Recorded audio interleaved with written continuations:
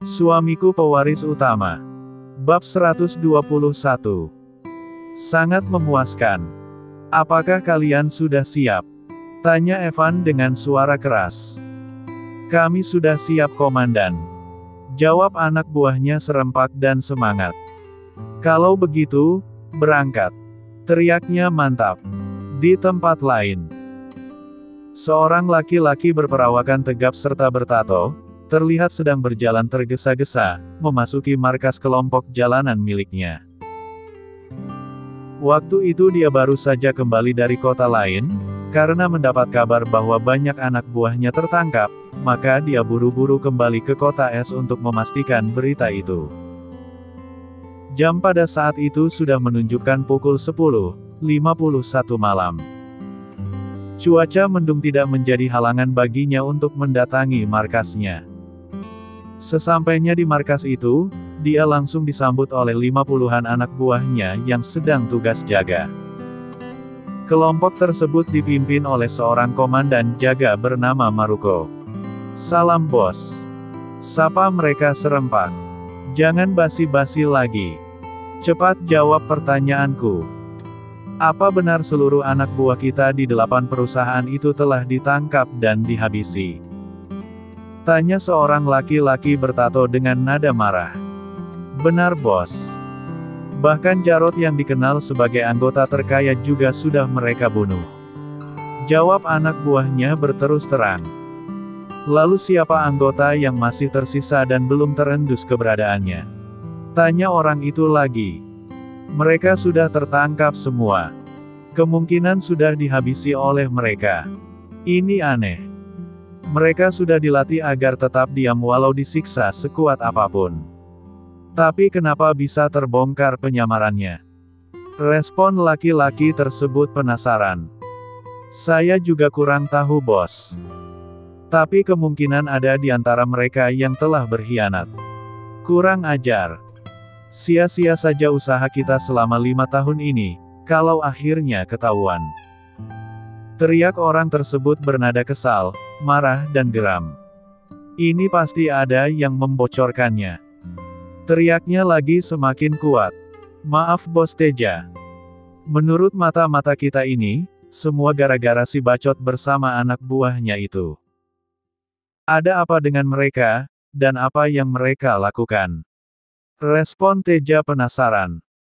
Dia dan anak buahnya datang ke perusahaan itu meminta jatah akhir tahun. Jawab anak buahnya berterus terang.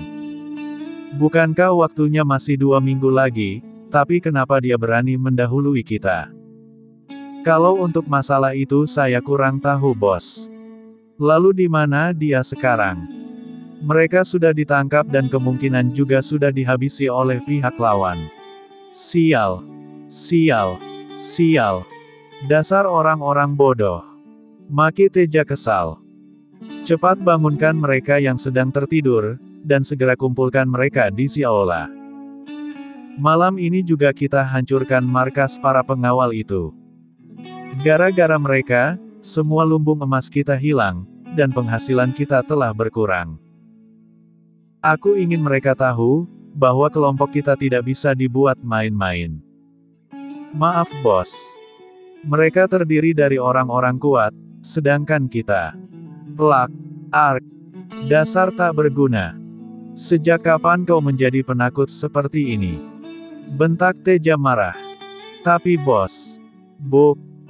Sekali lagi kau membantah perkataanku, maka aku tidak akan segan-segan lagi membunuhmu. Ucap Teja semakin marah. Baik bos. Jawab Maruko patuh walau dalam hatinya kesal luar biasa. Dasar idiot. Kekuatan baru seumuran jagung, tapi sudah berani melawan kekuatan monster kuat Birawa Group. Dasar tidak tahu diri dan cari mati. Batin Maruko dalam hati karena kesalnya itu. Tunggu apa lagi? Segera bangunkan mereka, dan hubungi anak buahmu yang lain, dan kumpulkan mereka semua di markas ini. Perintahkan mereka untuk kembali, dan berkumpul di sini sekarang juga. Tengah malam nanti, kita serang para pengawal sialan. Ucap Teja berapi-api-api. Baik bos. Jawab Maruko patuh walau terpaksa. Tapi belum sempat dia dan anak buahnya bergerak, seseorang tiba-tiba saja menyeruak di kerumunan itu, lalu berkata, "Gawat bos. Menurut mata-mata kita, sudah ada pergerakan walau masih samar-samar." Salah seseorang yang tiba-tiba saja masuk ke dalam markas itu. "Ngomong yang jelas. Pergerakan apa?" tanya Teja penasaran. "Evander dan anak buahnya sedang menuju ke sini." "Apa? Benar bos. Itu yang dikabarkan oleh mata-mata kita. Itu bukan samar-samar lagi goblok. Itu memang nyata," respon Teja kesal. "Maruko dan kalian yang ada di sini, cepat hubungi anak buah kita yang lain. Katakan pada mereka untuk segera kembali ke markas. Sementara yang lain, segera bangunkan babi-babi pemalas itu." Perintah Teja dengan nada keras dan merendahkan martabat anak buahnya sendiri. "Siap bos," jawab mereka serempak. Kemudian berhamburan keluar, dan masing-masing menyalakan handphonenya untuk menghubungi teman-temannya yang ada di tempat lain. Sedangkan sisanya masuk ke dalam gedung, untuk membangunkan teman-temannya yang sedang tertidur dengan pulas tersebut. Sementara itu, kelompok pengawal yang dipimpin oleh Evander, komandan utama para pengawal di kota S, sedang melaju ke arah markas Teja, dengan menggunakan puluhan kendaraan besar dan kecil. Saat itu jam sudah menunjukkan pukul 11.20 malam, kondisi sudah mulai sepi walau belum terlalu larut. Cuaca begitu dingin, dan udara sangat lembab karena hujan turun dengan derasnya. Tapi rombongan Evander sepertinya tidak terpengaruh oleh cuaca dingin dan hujan tersebut. Mereka terus saja menerobos hujan dengan menggunakan kendaraan-kendaraan tersebut, dan tepat pukul 11.47 malam, rombongan Evander sudah mendekati gedung tua yang dijadikan markas kelompok Teja, dan langsung masuk ke halamannya walau masih cukup jauh dari gedung itu. "Itu mereka bos," ucap salah anak buahnya dengan suara kuat. "Aku juga melihatnya goblok," respon Teja kesal. "Menyebar dan buat jebakan, begitu mereka masuk langsung habisi." Perintah Teja tegas. "Baik bos," jawab mereka serempak. Kemudian melaksanakan perintah dari bosnya dan membentuk formasi penyergapan. Tapi setelah ditunggu sekian lama, orang-orang yang ada di dalam kendaraan-kendaraan itu masih belum juga keluar. Sementara lampu-lampunya sudah mereka matikan semua, kecuali lampu-lampu 4 buah bus yang ada bagian depan. Kenapa mereka belum juga keluar? Apakah mereka takut hujan dan kebasahan? Ucap seorang anggota pada temannya. "Mana aku tahu. Yang jelas mereka memang ada di dalam mobil-mobil itu, dan sampai sekarang masih belum keluar juga," jawab temannya kesal. "Jangan berisik. Nanti mereka tahu tempat persembunyian kita," ucap temannya yang lain mengingatkan. "Bagaimana bos? Sudah hampir 8 menit, tapi mereka belum keluar juga," tanya Maruko meminta masukan.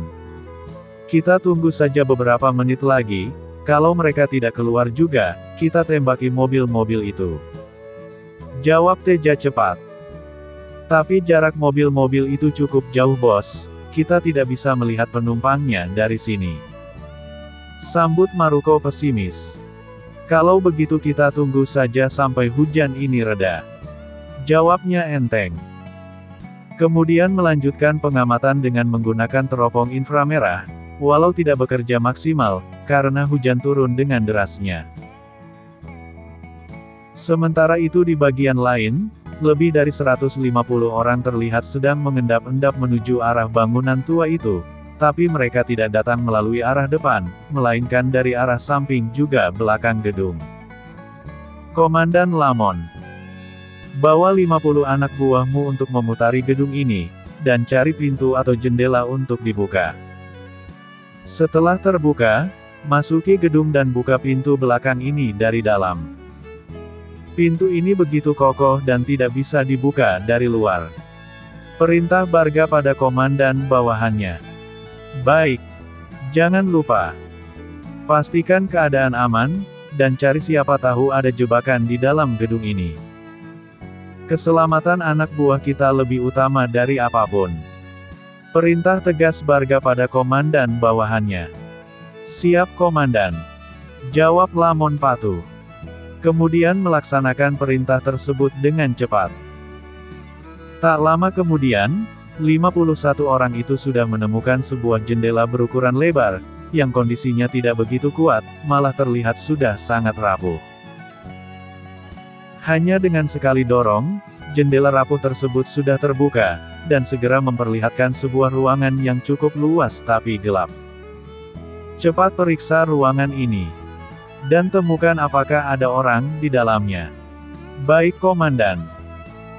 Jawab dua orang anak buahnya patuh, kemudian memasuki ruangan tersebut melalui jendela yang sudah terbuka lebar itu. Setelah berlangsung beberapa menit, keduanya keluar dan melaporkan bahwa ruangan itu kosong, dan hanya berfungsi sebagai gudang saja. Cepat masuk dan buka pintunya. Baik.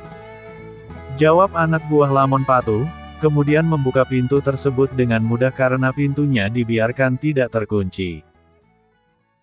Setelah pintu terbuka, segera terpampang di depan mereka sebuah ruangan yang jauh lebih besar dari ruangan yang ada itu. Cepat menyebar dan temukan penghuninya, tapi hati-hati. Ucap Lamon memberi perintah. Dengan cara mengendap-endap, 50 anak buahnya menyebar, dan mencari keberadaan penghuni gedung tua tersebut dengan langkah hati-hati. Di ujung lorong dekat dengan pintu keluar bagian depan, terlihat 200-an lebih anak buah Teja sedang bergerombol, membentuk formasi penyergapan, dengan senjata siap untuk dilemparkan atau ditembakkan. Sementara di bagian lain, juga terlihat puluhan orang yang juga sedang melakukan hal sama, di mana di tempat itu, orang-orangnya terlihat kuat-kuat, mungkin para pemimpin mereka. Mumpung mereka belum menyadari keberadaan kita, cepat kau buka pintu belakang gedung ini, dan katakan pada mereka agar masuk secara diam-diam. Ucap Lamon memberi perintah. Baik bos. Respon dua anak buahnya patuh, kemudian melakukan perintah tersebut dengan cepat. Tak lama kemudian, kelompok pengawal yang dipimpin oleh Barga sudah memasuki gedung itu dengan respirator gas mas sudah terpasang di mulut juga hidung mereka. Cepat menyebar dan sembunyi di tempat aman, agar terhindar dari tembakan mereka saat yang lain melemparkan tabung gas air mata pada mereka. Baik. Jawab mereka lirih di bawah bisingnya air hujan yang turun itu. Kalian yang membawa gas air mata dan cairan obat bius, cepat dekati tempat mereka sembunyi itu, dan lemparkan pada mereka setelah dekat. Instruksi Barga tegas. Siap laksanakan. Jawab 25 anak buahnya patuh, kemudian mendekati kelompok Teja dengan cara mengendap-endap diam. Lalu, perang, kelang. 25 tabung gas air mata dan obat bius, berjatuhan secara serentak di lantai dekat dengan kelompok Teja itu, juga dekat ratusan kelompok lain. Tak lama sesudah itu, gas-gas yang ada di dalamnya berhamburan keluar dan segera memenuhi ruangan tersebut dengan cepat. Kurang ajar. Ini gas beracun dan mengandung obat bius. Teriak Teja marah, lalu secara sembarangan menembakkan senjata otomatis laras panjang ke segala arah termasuk ke arah anak buahnya sendiri. Berlindung. Teriak Barga sedikit keras. Keluar. Jangan sembunyi seperti itu. Dasar penakut. Teriaknya marah, sambil terus menumpahkan peluru tajam dari moncong senjatanya tersebut. Kurang ajar. Aku kesulitan bernafas. Bagaimana mereka bisa masuk ke dalam gedung, padahal semua pintu telah terkunci? Ucap Maruko pada anak buahnya. Saya tidak tahu dan mungkin mereka masuk melalui jendela rapuh di samping gudang itu. Jawab anak buahnya asal jawab. Kurang ajar. Di saat genting seperti ini, kalian malah sibuk berdiskusi. Cepat bantu aku menembaki musuh, siapa tahu mereka ada di antara gelapnya gas air mata ini. Perintah Teja kuat, di balik tutup kain baju yang menutup mulutnya itu. Tapi bos, di depan juga di ruangan ini, ada ratusan anak buah kita yang juga sedang terjebak dalam gas air mata. Kalau kita menembak, aku takut akan mengenai anak buah kita sendiri. Aku tidak peduli. Tembak saja orang tak berguna seperti mereka itu. Jawab Teja dengan culasnya. Lagi pula mereka sudah mati atau tertidur karena gas air mata ini. Jadi tembak saja mereka. Siapa tahu musuh juga akan ikut mati di dalamnya. Jawab Teja sungguh tega sekali. Tapi anak buahnya yang masih tidak tumbang itu, tidak mau mendengarkan perintah dari bosnya. Mereka malah sibuk menutupi hidung dan matanya agar tidak terhirup dan terpapar gas air mata tersebut. Malah ada yang mencoba keluar dari kungkungan asap tersebut, tapi mereka segera dihabisi oleh anak buah Barga dan Lamon dengan melemparkan belati ke arah mereka. Satu persatu anak buah Teja berguguran, tanpa sempat melakukan perlawanan. Mau menembak asal-asalan, takut mengenai kawannya sendiri. Mau menyerang tidak tahu siapa yang harus diserang, mau keluar jelas mereka tidak bisa. Kalau nekat pun mereka sendiri yang akan mati, karena mengira musuh masih ada di luar dan sedang menunggu mereka untuk dihabisi. Jadi mau tidak mau mereka tetap bertahan dalam kungkungan gas asap air mata tersebut. Namun tak lama kemudian, lebih dari 964 anak buah Teja bertumbangan di lantai, karena tidak tahan dengan pekatnya gas air mata yang mengandung obat bius itu, termasuk juga para komandannya. Yang tinggal kini hanya Teja dan 10 anak buahnya. Hampir 25 menit hal itu berlangsung, dan hasilnya sangat mencengangkan. Asap sudah mulai tipis, mari kita keluar dari sini dan menghirup udara segar di luar. Ucap Teja pada 10 anak buahnya yang masih tersisa. Bos, Komandan Maruko sudah tewas. Ucap salah seorang anak buahnya dengan suara yang agak keras. Ini belati dari mana dan siapa yang melemparkannya? Respon Teja keheranan. Hahaha. Ternyata kalian cukup kuat juga. Tidak terpengaruh oleh gas air mata dan obat bius itu.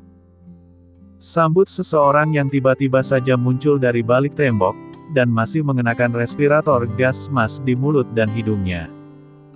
Siapa kau? Tanya Teja keheranan. Dasar bodoh dan ingatan tumpul. Aku adalah malaikat mautmu, yang akan mencabut nyawa busukmu itu Teja. Jawab orang tersebut enteng, sambil melepaskan gas mask tersebut dari wajahnya. Barga. Pekik Teja ketakutan. Ternyata kau masih mengingatku Teja. Aku kira kau sudah linglung karena gas tersebut. Ternyata kau masih normal-normal saja. Respon Barga dingin. Aku tidak ada permusuhan denganmu Komandan Barga, jadi tolong lepaskan kami yang masih tersisa ini. Ucap Teja sudah mulai takut. Padahal selama ini dia dikenal sangat berani sekali, hingga banyak ketua gangster kota es tunduk dan takluk di tangannya. Tapi ketika melihat Komandan Barga, nyalinya menjadi ciut dan takut-takut. Atas dasar apa aku harus melepaskanmu Teja? Kau telah banyak menyusahkan kami. Gara-gara kau. Komandan kepala jadi dimarahi dan dihukum oleh Tuan Besar dengan hukuman harus menghabisimu, dan seluruh anak buahmu itu. Jadi untuk menebus kekesalanku ini, aku harus membunuhmu dan memberikan daging tubuhmu pada anjing jalanan. Komandan Barga. Demi persahabatan kita, tolong lepaskan aku. Aku berjanji akan memberikan seluruh apa yang telah kami ambil dari perusahaan tuanmu itu, juga dari perusahaan lain. Asalkan kau mau melepaskanku, Aku akan memberikan kartu hitam ini untuk kau gunakan sesukamu, dan tuanmu itu tidak akan tahu perundingan kita ini. Di dalamnya ada lebih dari 45 miliar, dan itu semua akan menjadi milikmu. Ucap Teja mencoba menyuap Barga dengan iming-iming uang. Padahal di sudut bibirnya menyunggingkan seringai licik ke arah Barga. Wah, tawaran menarik. Tapi kenapa kau tidak melibatkanku, Teja? Tanya seseorang yang baru saja muncul dari dalam ruangan, diikuti oleh ratusan anak buahnya dengan tatapan penuh kebencian dan niat membunuh. Komandan Evan. Serunya ketakutan. Apakah kau masih mengenalku, Teja? Responnya cuek. Roman wajah Teja mendadak pucat pasi, ketika melihat orang yang paling ditakutinya di kota es tersebut, tiba-tiba saja muncul di hadapannya, ditambah lagi dengan kehadiran ratusan anak buahnya yang terkenal kuat itu. Bagaimana Tuan bisa ada di sini? Tanya Teja pura-pura bersikap bodoh. Apakah kau lupa, bahwa Barga yang kau katakan tadi sebagai sahabatmu ini, adalah anak buahku? Tanya Evan cuek. Aku bukan sahabatnya Komandan. Orang itu hanya mengarang saja, dan berusaha menyuapku dengan memberikan kartu hitam ini. Ucap Barga membela diri. Ya, itu aku tahu, Komandan Barga. Jadi kau tenang saja. Jawab Evan sambil tersenyum. Terima kasih, Komandan. Balas Barga lega. Sekarang bagaimana, Teja? Apakah kau juga akan memberikan simpanan dari hasil jarahanmu selama ini padaku, agar aku juga mau tutup mulut? Tanya Evan terus terang. Saya tidak berani, Tuan Komandan. Jawab Teja lemah. Jadi aku tidak akan mendapat jatah sama seperti bawahanku ini. 45 miliar itu bukan jumlah yang sedikit, iyo. Mungkin kau masih mempunyai simpanan lain. Tanya Evan sambil menyeringai. Aku sudah tidak memiliki simpanan lain dalam bentuk tunai, tapi kalau dalam bentuk emas dan perhiasan lain aku punya. Tuan boleh mengambilnya nanti. Wah, bagus itu. Cepat kau tunjukkan di mana tempat penyimpanannya. Respon Evan senang. Mari ikut saya, Tuan. Saya akan menunjukkan tempatnya. Jawab Teja sudah mulai bernafas lega. Lalu berjalan ke arah dalam, dengan diikuti 10 anak buahnya, tapi dicegah oleh Evan dengan berkata, "Eits! Kalian di sini saja. Anak buahku yang akan melayani kalian nanti." Ucap Evan pada 10 bawahan Teja tersebut. Kemudian memberi kode pada 100 lebih anak buahnya itu, untuk melakukan sesuatu. Kurang lebih artinya adalah, bereskan manusia-manusia sampah itu dan jangan ada sisa, serta jangan ada jejak sedikit pun. Bunyi kode yang tadi diberikan oleh Evan pada anak buahnya itu. Seluruh anak buahnya memahami kode rahasia tersebut, dan langsung mengerjakannya. Kalian adalah tamu kehormatan kami. Oleh karena itu, silakan duduk di sofa itu, sambil menunggu bos kalian keluar. Ucap Lamon sambil tersenyum manis pada mereka. Terima kasih, bos. Jawab mereka senang, karena berpikir mereka akan dilepaskan oleh lawan. Di bagian lain, 10 orang yang dimuliakan itu melihat, lebih seratusan anak buah Evan, sedang berkeliling, memeriksa kondisi teman-temannya. Kurang lebih 10 menit, pekerjaan itu telah selesai dan hasilnya adalah seluruh anak buah Teja telah mati. Ada yang mati karena terkena peluru nyasar dari kawannya sendiri. Ada pula yang mati karena lemas menghirup udara beracun, dari cairan obat bius dosis tinggi yang sangat mematikan tersebut. Setelah memastikan semuanya tewas, mereka pura-pura bersedih dan menemui 10 musuh yang masih tersisa. Lalu berkata, "Teman-teman kalian itu semuanya telah mati karena peluru tajam. Apakah kalian yang melakukannya? Kami tidak sengaja, kawan. Bos Teja lah yang paling banyak melakukan penembakan itu. Sedang kami hanya sesekali saja." Jawab salah seorang dari mereka dengan ekspresi menyesal. Ah, sudahlah. Tak lama lagi pun kalian juga akan menyusul mereka. Apa maksudmu kawan? Bukankah bos kalian telah berjanji akan melepaskan kami setelah mendapatkan apa yang diinginkannya itu? Oh, tentang itu aku kurang tahu, tapi yang aku tahu adalah ini. Jelek, ark, biadab. Kalian benar-benar biadab. Teriak orang yang masih bernafas, karena dia belum mendapatkan giliran penjagalan. Kau berisik sekali. Crash. Hanya dengan sekali pergerakan, tubuh orang tersebut habis, menimpa temannya yang duduk ketakutan, sampai terkencing-kencing saking ngerinya. Tolong jangan bunuh aku mohon. Pintanya memelas. Bukan hanya itu saja, pengawal tega itu masih menggerakkan pedangnya secara keras, hingga mulut dan wajah orang itu terbelah menjadi dua, dan tergantung di badannya. Satu orang yang masih tersisa, tidak tahan melihat pemandangan itu, lalu tiba-tiba pingsan dan tidak sadarkan diri, tapi sebelum dia tumbang, sebuah katana tipis tapi tajam menebas lehernya hingga putus. Dalam sekejap saja orang itu mati tanpa sempat berteriak.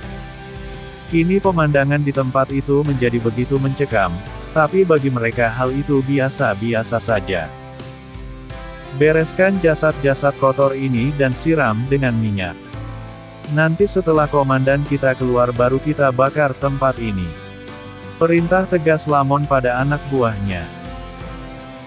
Tak lama kemudian, Komandan Evan dan Bargas serta Teja yang diikuti oleh 30 orang berbadan tinggi tegap, terlihat keluar dari dalam ruangan yang cukup tersembunyi tapi cukup luas di gedung itu. Bersama dengan mereka, ada lusinan kotak tidak begitu besar, tapi cukup berat, yang entah apa isinya.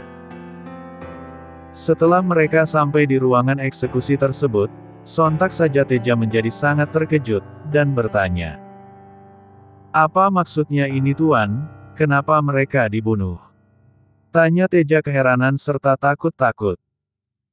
Oh, mereka mungkin rewel, jadi para pengasuhnya tidak tahan mendengar rengekannya tadi, jadi terpaksa membunuhnya agar tidak bising. Jawab Evan cuek. Begitu ya, ujar Teja lirih. Ya begitulah adanya Teja. Jika kau rewel seperti mereka, kau juga akan mereka bunuh, karena anak buahku itu sudah lama tidak makan makanan enak. Jawab Evan enteng, dengan tujuan menakuti Teja. Baik aku mengerti Tuan. Jawab Teja lega, kemudian dia berkata lagi. Karena semua uang dan hartaku telah aku serahkan pada kalian, maka aku menuntut, agar kalian mau melepaskan juga membiarkanku tetap hidup. Ucap Teja berharap. Oh tentu saja. Silakan. Jawab Evan dingin. Mendapat persetujuan tersebut Teja bergegas keluar dari dalam ruangan itu, dan segera berlari terbirit-birit menuju pintu depan. Tapi tanpa dia duga, sebuah katana tajam melayang ke arah lehernya, dan langsung menebasnya hingga putus. Tubuh tanpa kepala itu, langsung ambruk ke lantai teras bagian depan dan mati secara mengenaskan, tanpa mampu melakukan perlawanan. Angkat tubuhnya dan masukkan kembali ke dalam. Kemudian siram seluruh ruangan ini juga jasad-jasad itu dengan bensin. Setelah itu pasang pemantik api, dan setel agar 3 menit setelah kita pergi, gedung ini akan terbakar. Perintah Evan tegas pada anak buahnya. Baik. Jawab mereka serempak kemudian mengerjakan perintah tersebut dengan cepat. Tak lama kemudian Evan dan seluruh anak buahnya meninggalkan tempat tersebut dengan hasil yang sangat memuaskan. Di mana, Teja dan seluruh anak buahnya telah berhasil dihabisi dan markasnya telah dibakar, walau dalam kondisi hujan lebat tersebut. Tapi karena banyaknya material yang mudah terbakar, ditambah lagi dengan adanya genangan bensin di dalamnya, maka dalam sekejap saja setelah 3 menit, api merambat dengan cepat dan membakar habis isi di dalamnya. Di samping itu, mereka juga mendapat sejumlah uang dan perhiasan serta 24 batang emas, yang jika diuangkan jumlahnya akan lebih banyak lagi. Tapi tanpa mereka sadari, ada 35 orang yang sedang mengintip dari balik bangunan tua yang sudah rusak. Mungkin mereka adalah anak buah Teja, yang belum sempat kembali saat terjadi penyerangan maut itu. Bersambung.